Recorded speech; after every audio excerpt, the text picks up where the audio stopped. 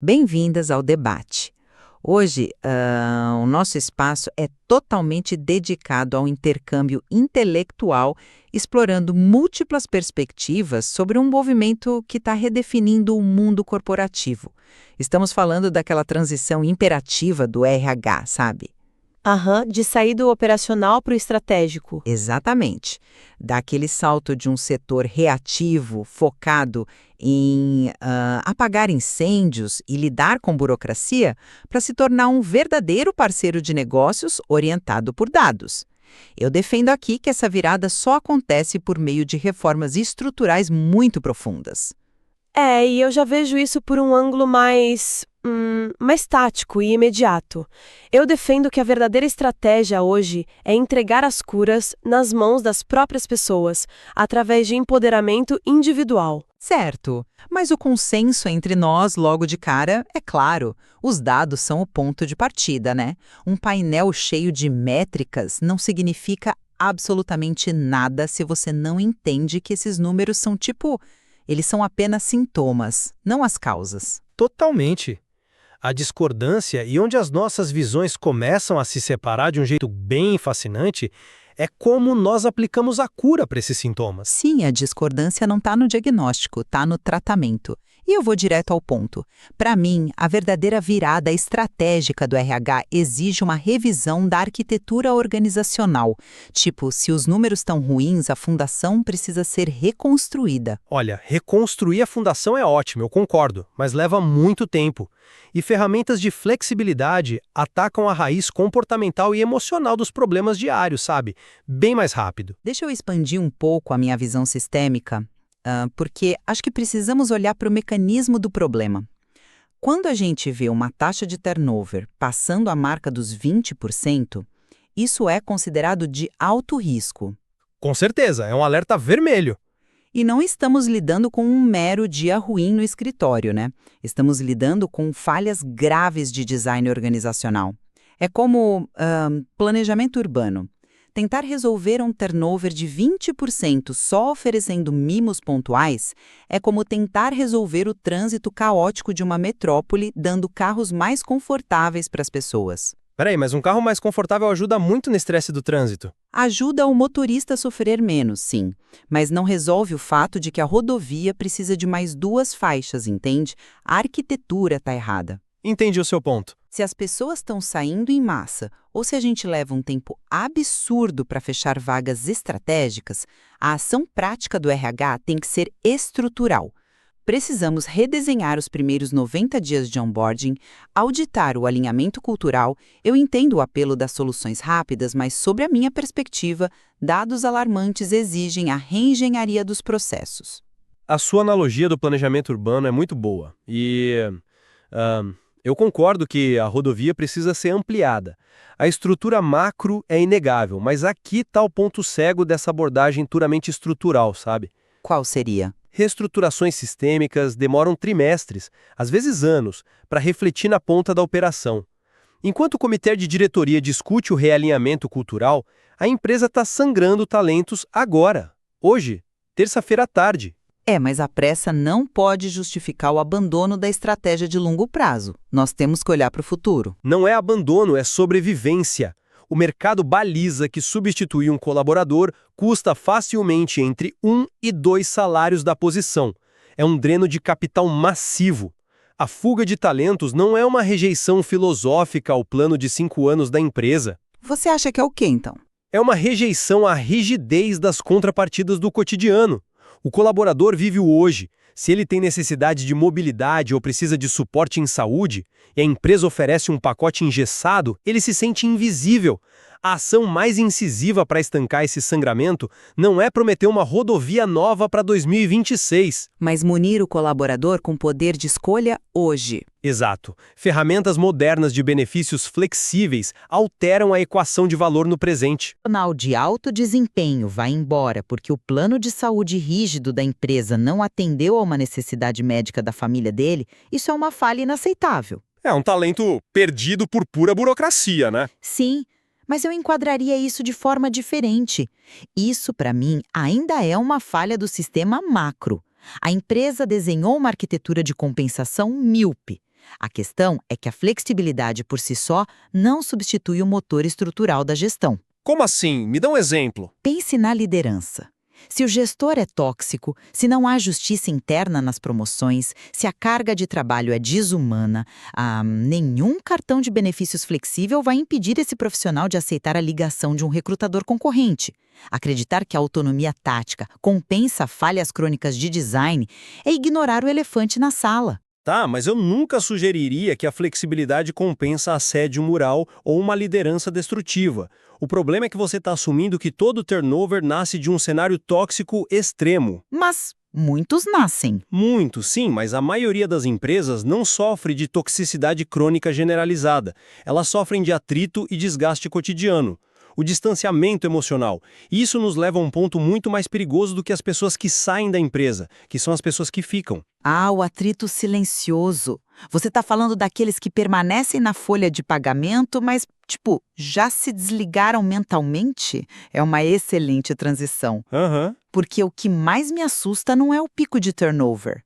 É o que acontece com o NPS, sabe? O Employee Net Promoter Score. Exatamente. Porque a perda de um talento para o concorrente é o estágio final da doença. A desmotivação de quem fica é o estágio crônico. É aquela inflamação invisível. E o NPS é uma lente fascinante porque ele é implacável, né? Ele subtrai os detratores dos promotores e ignora quem está em cima do muro. Quando esse número despenca para baixo de zero, os dados estão gritando que o tecido social da empresa está rasgado. Nossa, sim. É um sintoma fortíssimo. E isso quase sempre caminha de mãos dadas com a taxa de absenteísmo. Quando o absenteísmo passa daquele limite tolerável e começa a bater na casa dos 5%, temos um quadro clínico sistêmico. Sobre minha ótica, o RH estratégico tem que cruzar esses dados com fatores estruturais. Como a distribuição de metas. Sim. Como está a distribuição da carga de trabalho, como estão as metas impostas pela diretoria. O engajamento verdadeiro começa na clareza das metas e no desenho do trabalho. Eu entendo essa visão cruzada, e é válida, mas eu simplesmente não compro a ideia de que um realinhamento de metas resolve a falta de engajamento diário. Não, mas é a base do trabalho. Mas quando o absenteísmo sobe, a resposta tradicional do RH estrutural é criar um comitê de clima ou rodar uma campanha de comunicação interna. Isso soa bem na teoria, mas na prática é ineficaz e soa super artificial para quem está exausto. Então você sugere que o absenteísmo não tem raiz no clima e na cultura da empresa? Eu sugiro que o absenteísmo tem raízes muito mais tangíveis e imediatas. As pessoas faltam porque estão com a saúde física ou mental por um fio, porque enfrentam o estresse financeiro. Entendo. Ou porque a logística de alimentação virou um caos na vida delas. A ação prática não é comunicar a cultura na intranet. A ação prática é implementar soluções reais, como o iFood Benefícios, por exemplo. Você tira o RH daquela posição paternalista de tentar adivinhar qual iniciativa vai agradar a massa. E devolve o protagonismo para o indivíduo. Exato. Se a dor latente de um funcionário hoje é o bem-estar mental e a de outro é pagar o supermercado, um saldo flexível permite que cada um aplique o recurso onde a dor é maior. A autonomia é o antídoto mais rápido para esse distanciamento emocional. É um argumento bem forte. Você está dizendo que a personalização do benefício atua como um micro-reparador contínuo do engajamento? Eu aceito que a complexidade da vida moderna não se resolve com soluções de tamanho único. Sim, o padrão antigo não funciona mais. Mas olha, deixe-me desafiar a causalidade disso. Vamos imaginar que eu tenho um departamento inteiro de tecnologia onde o absenteísmo disparou de forma anormal. A probabilidade estatística de que todos os engenheiros daquele time estejam sofrendo de problemas individuais não relacionados ao trabalho é baixíssima. Certo. Se for um departamento isolado, há um padrão ali, sem dúvida. Exato. O altamente provável ali é que o gestor daquele departamento esteja estabelecendo prazos irreais ou que o processo deles cause madrugadas em claro. Nesse cenário, o empoderamento tático não vai resolver o problema. Não vai consertar o processo. Dar autonomia de benefícios para um time que está sendo esmagado por um processo quebrado é só colocar um curativo numa hemorragia. Os dados existem para nos dar a coragem de confrontar lideranças incompetentes, sabe? E eu concordo 100% que os dados devem ser usados para confrontar o líder que está quebrando o time. Mas o RH tático não ignora isso. Ele usa as próprias ferramentas de empoderamento como instrumentos precoces de diagnóstico. Como assim? A autonomia gera dados. E isso me leva à forma como nós medimos o impacto de tudo isso no fim do dia. Porque a linguagem final de qualquer transição para o estratégico é o impacto no negócio, o retorno financeiro. Ah, de fato, se estamos falando da transição de um RH burocrático para um parceiro estratégico, nós invariavelmente esbarramos no ROI, o retorno sobre o investimento. Exatamente, a matemática do RH. E quando olhamos para a essência matemática de um RH maduro, nós exigimos que o retorno seja expressivo. O mercado fala em patamares mínimos de 300% de ROI em iniciativas estruturais. Para mim, o RH só senta à mesa da diretoria quando prova que uma intervenção alterou a produtividade por colaborador. Sem dúvida nenhuma. Se o RH investe pesado na requalificação de uma equipe de vendas, ele tem que cruzar esse custo com um aumento real de faturamento. Nós precisamos provar que o desenvolvimento da arquitetura gera riqueza, entende? O rigor financeiro é inegociável. E eu não discuto a importância do ROI em treinamentos. Mas o erro é limitar essa visão matemática só a programas formais de capacitação. Isso é um resquício daquela época em que o RH só geria a sala de aula e a folha de pagamento. E o que você defende? Eu defendo que nós precisamos urgentemente expandir o cálculo do ROI para a infraestrutura de benefícios e bem-estar diário. Mas como você isola as variáveis para calcular o ROI matemático de um pacote de benefícios? Geralmente, a diretoria olha para benefícios só como uma despesa operacional fixa, né? Uma linha de custo no balanço. Como você transforma isso num investimento com retorno comprovado? Transformando a forma como você enxerga e rastreia o uso desse benefício. O custo de uma plataforma moderna que unifica alimentação, mobilidade, cultura, não é mais só um repasse de dinheiro. Tá, e onde está o ROI aí? O verdadeiro ouro ali são os dados comportamentais gerados em tempo real. Se o RH tem acesso a relatórios macro e anonimizados de uma plataforma como o iFood Benefícios, ele começa a ver padrões. Digamos que o uso da vertical de saúde dobra num mês específico, enquanto os gastos com cultura despencam. Você acabou de ganhar um dado preditivo.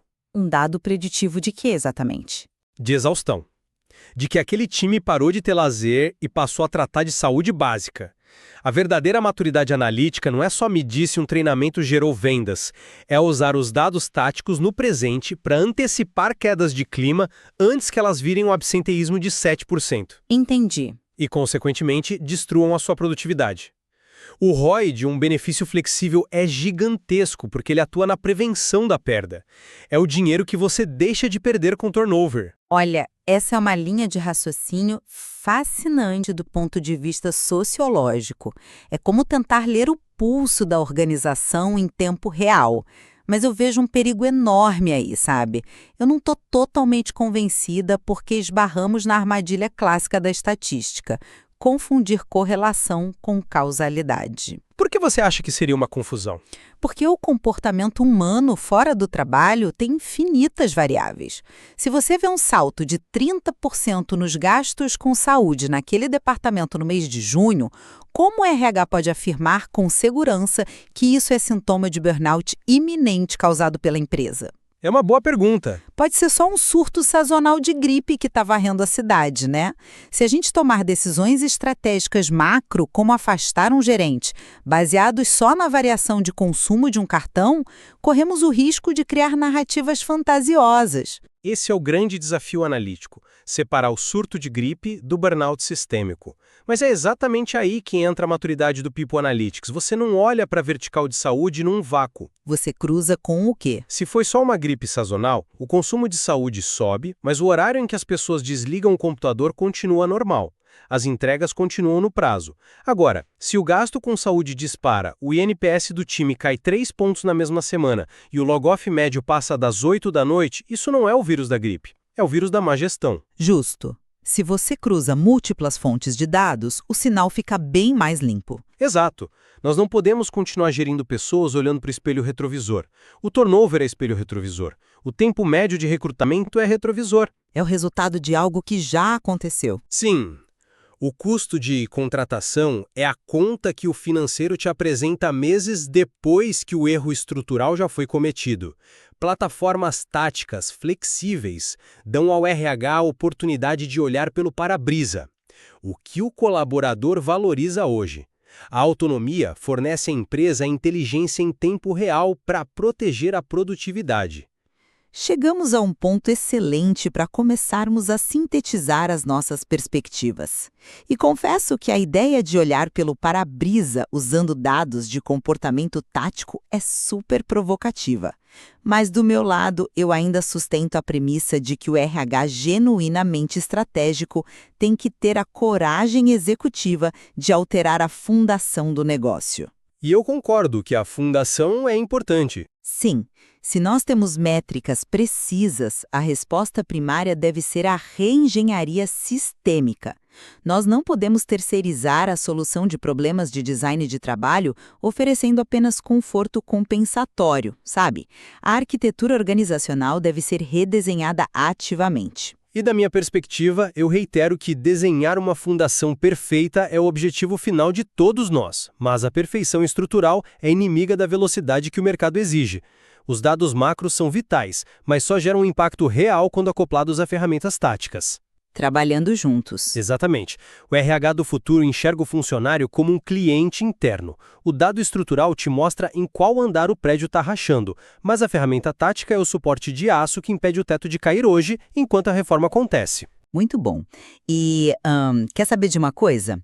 Apesar de divergirmos na velocidade e no foco da intervenção, há um ponto de convergência absoluto entre nós. É algo que o mercado inteiro precisa ouvir com clareza. O pecado mortal do RH moderno é medir por medir. Perfeito. A cultura do dashboard pelo dashboard. Sim.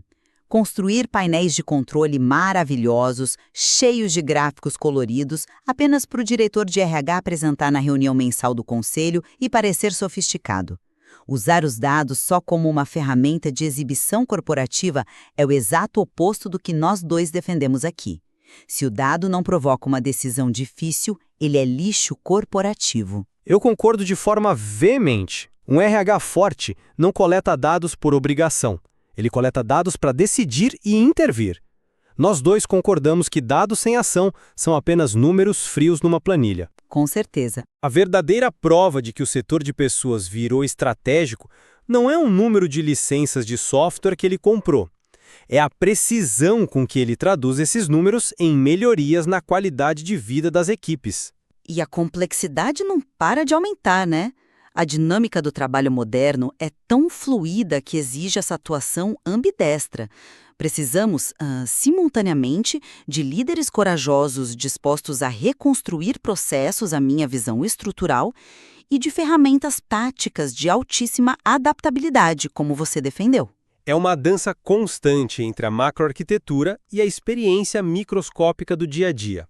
E vale lembrar que existem camadas ainda mais profundas que os líderes vão precisar enfrentar, coisas como diversidade e aderência cultural. Nossa, o desafio analítico está apenas começando para a gente. Então, encerramos a nossa discussão por aqui, encorajamos você que nos escuta e que vive o dilema de construir o RH do futuro a olhar para o seu próprio contexto corporativo. Onde está o gargalo que está freando o seu crescimento? Os dados certamente já estão aí na sua empresa. A questão é quem vai agir primeiro. Exato. Tire suas próprias conclusões sobre qual alavanca puxar primeiro. E lembre-se, quando os indicadores acendem o sinal de alerta, o verdadeiro desafio não é só ler os números corretamente. O desafio é decidir se você precisa redesenhar o prédio inteiro ou se precisa entregar as ferramentas certas nas mãos de quem sustenta esse prédio todos os dias. É isso. Até o nosso próximo encontro. Obrigada por pensarem conosco. Continuem questionando os números.